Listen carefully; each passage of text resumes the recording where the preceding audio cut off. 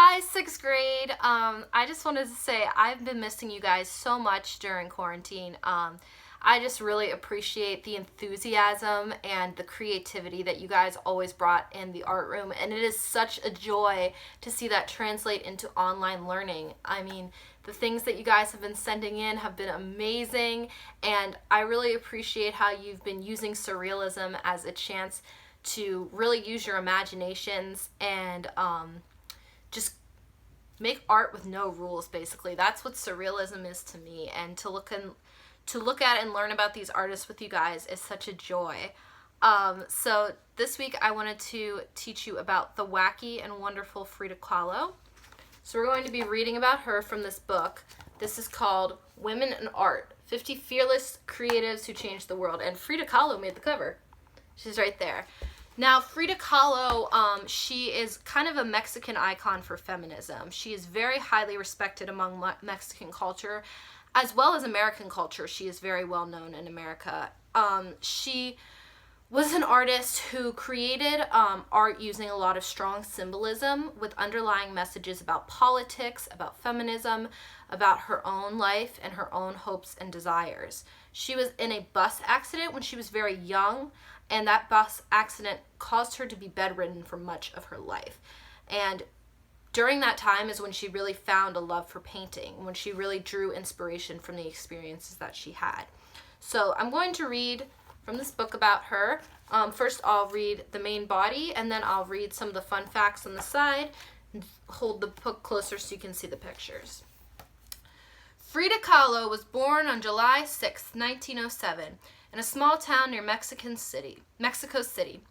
At the age of 6, she contracted polio, which caused permanent damage to her right leg. Despite this, Frida grew up playing sports and even wrestling. She enjoyed drawing, but she focused her studies on science and medicine. At the age of 18, she was horribly injured in a violent bus crash, and her life would change forever. Doctors had to put her in a full body cast, and Frida would be stuck in a hospital for months. To help pass the time, Frida's family built her a special easel that allowed Frida to paint while lying down in her bed. This is when she realized that she wanted to devote her life to art. Throughout her life, Frida experienced chronic pain and endured countless surgeries. Frida turned her emotional and physical pain into the inspiration for some of the world's most beautiful paintings. After her recovery, Frida became a member of the Mexican Communist Party in 1927.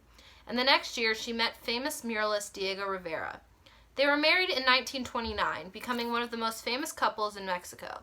Diego was known for his politics and art, while Frida was mostly known for just being his wife. Frida continued her political work and art, even though she was not acknowledged at first. Diego and Frida had a complicated and often difficult relationship, and the pain and joy of their love was a major subject in Frida's work. Frida also created many self-portraits that explored her identity as a woman. In these works, she unapologetically rejected Western beauty standards and celebrated her own indigenous Mestiza heritage. This is seen in her choice of clothes, her beautiful unshaven face, and the use of Mexican iconography and symbolism.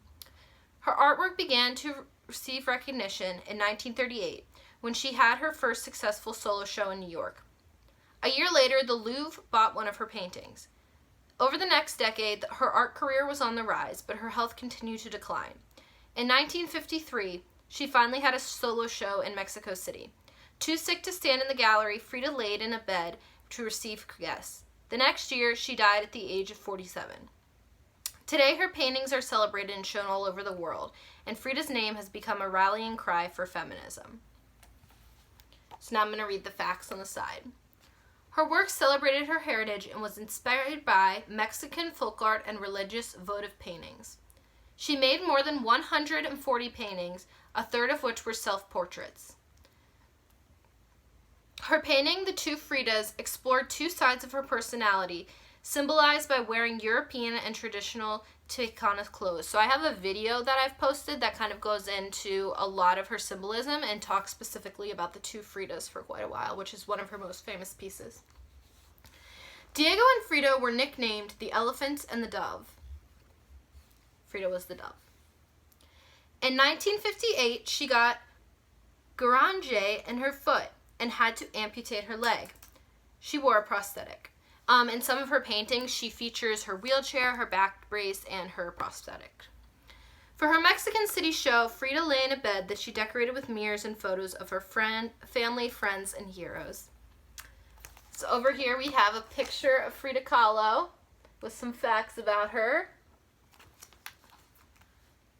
It says, Frida Kahlo combined Mexican folk art and magical realism. So, that's kind of classic surrealism. She's making something that has realistic painting in it, but it's still very abstracted in where the things are placed, kind of like Magritte. One of the most famous artists in history. It's very true. She's one of the most well-known artists. Almost everyone has at least heard of her. Her art explores identity, gender, class, and race. And then we have a quote by Frida. I paint my own reality.